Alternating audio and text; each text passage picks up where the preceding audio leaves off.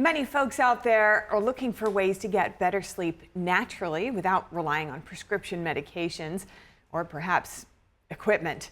Now, with Sleep Awareness Week just around the corner, we're bringing you insights from a modern wellness warrior. Sam Tejada is the author of How to Win in Modern Wellness and the founder of Liquivida. Welcome. Good to have you with us. I want to start with why sleep is so important for overall health, just as a quick summary here for us. Yeah, absolutely. So, sleep extremely important. And the reason why it actually helps recover and repair all of your different systems in your body. Everything from your immune system to your brain health, how you think on a daily basis, mental focus, all of that stuff happens when you sleep. That's where the recovery process and even balancing out your hormones happens throughout your sleep. So much is at stake here when you really think about it. And many people are actually struggling with falling asleep and staying asleep every night. So what are some natural strategies to help improve on that?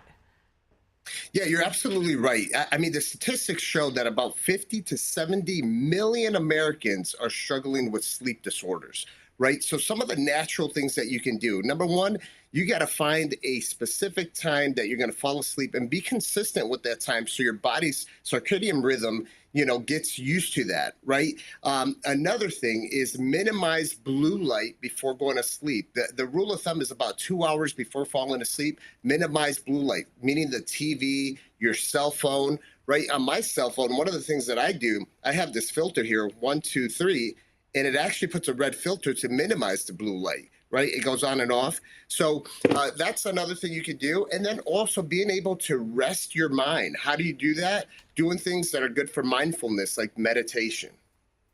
Beautiful. And as a side note here, you've said going to sleep at the same time is important. Considering weekly cycles, is sleeping in, if you go to bed at the same time, is sleeping in the morning going to impact your sleep quality the next day or in general?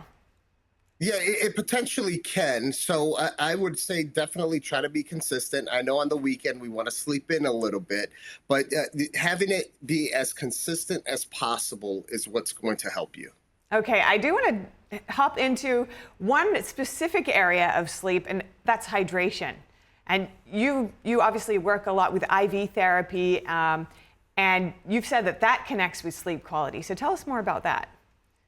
Yeah, so hydration, very important. And you probably know when you wake up in the morning, first thing you do is go to the bathroom, right? That means a lot of those fluids have been utilized in your body. Now, hydration, one of the most important parts of hydration is regulating body temperature.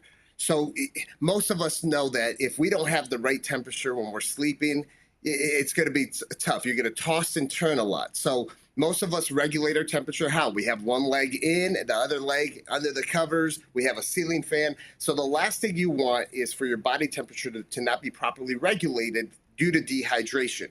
Also, some other things that hydration will benefit is also not having that thirst in the middle of the night where you wake up and you feel like you have to drink some water because you have that dry mouth. So hydration is extremely important when it comes to how you sleep and the comfort of your sleep and the quality of your sleep as well. And now looking at breath, there's a widespread, perhaps underdiagnosed, I imagine, phenomena of sleep apnea going around. And I've seen you writing on your Instagram account that intermittent hypoxia therapy can help with that. What have you got to say on that? So the intermittent hypoxia therapy, so that's a bit different than hypoxia or like sleep apnea, right? This type of intermittent hypoxia therapy, what this does, it actually helps regenerate and strengthen what's called your mitochondrial cells. Right, your mitochondria is responsible for energy production. It produces ATP in your body. So these are different type of methods that you could do to basically train your body and live a healthier, better life. Part of that is, you mentioned it earlier, breath, right? So breath work, being able to breathe, take deep breaths, go through guided breath work. There's different applications online that you could actually go through some of these trainings, and that is going to give you overall better health. Lastly, nutrients and gut health. How does all that impact sleep? So our bodies are made up of nutrients. That's how our body functions. There's actually 35 essential nutrients when it comes to vitamins, minerals, and amino acids.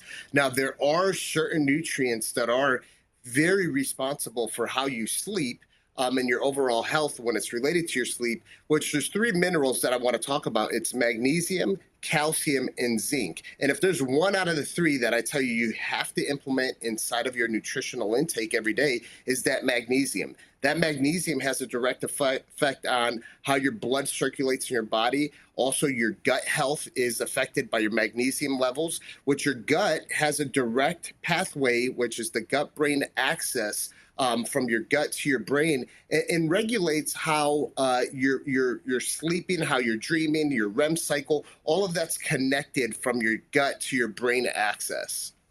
Speaking of the gut-brain axis, we do have time for one more question, and I want to segue into stress, of course, which plays a role in the sleep, and you've alluded to that as well. But what can we do on that front directly?